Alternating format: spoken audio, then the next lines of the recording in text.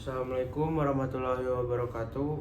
Perkenalkan, nama saya Devin Adelio Hazadel dengan nomor NPM 25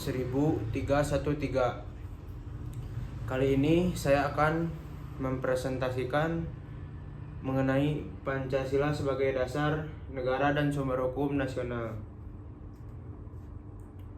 Pengantar. Pancasila merupakan dasar filsafat negara Indonesia yang berfungsi sebagai fondasi dalam menyelenggarakan kehidupan berbangsa dan bernegara. Bagi dunia hukum, Pancasila tidak hanya menjadi nilai etik, tetapi juga menjadi sumber dari segala sumber hukum yang wajib menjadi orientasi dalam pembentukan, penerapan, dan penegakan hukum di Indonesia. Lalu ada latar belakang historis Pancasila. Apa itu latar belakang historis Pancasila? Yang pertama, berasal dari nilai-nilai budaya, adat, dan tradisi Nusantara. Yang kedua, dirumuskan oleh para pendiri bangsa pada sidang BPUPKI 29 Mei sampai 1 Juni 1945.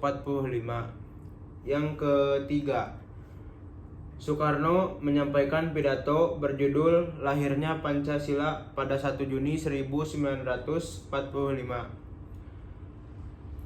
Yang kelima, disempurnakan dalam naskah Piagam Jakarta 22 Juni 1945, dan yang terakhir disahkan secara final dan pembukaan UUD 1945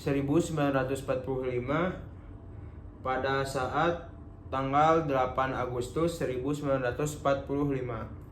Selanjutnya, kedudukan Pancasila sebagai dasar negara. Yang pertama, fondasi filosofi seluruh penyelenggaraan negara. Yang kedua, sumber dari segala sumber hukum. Setiap peraturan perundang-undangan harus bersumber dan tidak boleh bertentangan dengan Pancasila. Sebagai pandangan hidup bangsa, ini menjadi pedoman moral dan etika bagi bangsa Indonesia. Sebagai ideologi nasional, menyatukan keberagaman dan menjadi orientasi dalam pembangunan nasional. Selanjutnya ada yaitu Pancasila dalam pembukaan UUD 1945. Pancasila dirumuskan secara hierarkis. Dalam alinea keempat pembukaan UUD 1945, kedudukan ini bersifat fundamental dan tidak dapat diubah. Karena pembukaan Undang-Undang Dasar 1945 ini adalah norma dasar negara Indonesia. Dan selanjutnya ada hubungan Pancasila dan hukum. Apa itu? Yaitu sebagai Pancasila sebagai sumber hukum milenial, nilai etika moral. Yang kedua, Undang-Undang Dasar 1945 sebagai sumber hukum formal, naskah yuridis. Yang ketiga, hukum nasional harus mengandung nilai ketuhanan, kemanusiaan, persatuan, musyawarah, dan keadilan. Yang keempat, Pancasila memberikan arah pada proses. Terus ada Pancasila memberikan arah pada proses. Yang pertama, pembukaan peraturan perundang-undangan. Yang kedua, menegakkan hukum. Yang ketiga, putusan pengadilan. Yang keempat, menemukan hukum. Selanjutnya ada pengamalan sila pertama yang berbunyi ketuhanan yang Maha Esa. Jaminan kebebasan beragama. Yang kedua, negara bersifat religius, bukan sekuler atau regulatis. asas moralitas sebagai dasar hukum. Selanjutnya pengamalan yang sila kedua yang berbunyi kemanusiaan yang adil dan beradab. Perlindungan HAM, larangan diskriminasi, dan menegakkan hukum harus beradab. Menaikkan hukum dengan cara beradab. Pengamalan sila ketiga yaitu berbunyi Persatuan Indonesia. Yang pertama ada hukum harus memperkuat integrasi nasional. Yang kedua anti separatisme, anti politik identitas negatif. Selanjutnya pengamalan sila keempat yang berbunyi kerakyatan yang dipimpin oleh hikmat kebijaksanaan dalam permusyawaratan dan perwakilan. Yang pertama harus demokratis, yang kedua mengedepankan musyawarah dalam menyelesaikan masalah. Ya berarti harus bermusyawarah kalau ada penyelesaian masalah. Yang ketiga mendukung sistem perwakilan rakyat. Selanjutnya pengamalan sila kelima yang berbunyi keadilan sosial bagi seluruh rakyat Indonesia. Yang pertama ada hukum wajib mencerminkan keadilan distributif, legal, dan sosial.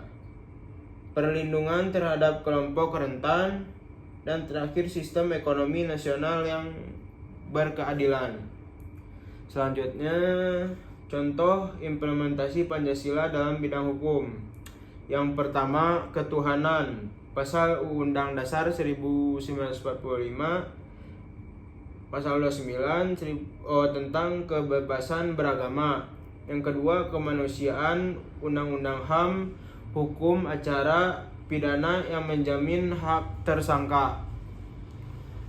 Yang ketiga persatuan, Undang-Undang tentang wawasan Nusantara, kebijakan integrasi bangsa. Yang keempat kerakyatan, yaitu pemilu, otonomi daerah, sistem demokrasi, Pancasila. Dan yang terakhir keadilan sosial, UU Jaminan Sosial, Hukum Agraria Nasional. Nah, selanjutnya ada tantangan implementasi Pancasila dalam sistem hukum. Yang pertama ada praktik hukum yang masih belum mencerminkan nilai moral Pancasila. Yang kedua masih adanya ketimbangan hukum dalam kurung hukum tajam ke bawah dan tumpul ke atas. Yang ketiga ada ancaman disintegrasi melalui politik identitas. Dan yang terakhir minimnya integritasi nilai Pancasila di lembaga penegakan hukum. Selanjutnya ada kesimpulan dari yang saya jelaskan tadi. Pancasila adalah landasan filosofis dan yuridis yang mengikat seluruh sistem hukum Indonesia. Tanpa Pancasila, hukum Indonesia akan kehilangan arah, nilai moral, serta tujuan luhur untuk mewujudkan masyarakat yang adil dan makmur.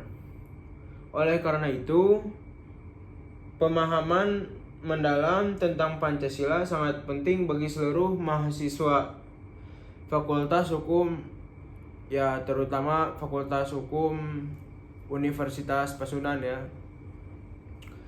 Sekian presentasi saya kali ini. Mohon maaf ada kata-kata yang salah. Dengan saya akhiri, assalamualaikum warahmatullahi wabarakatuh. Dadah.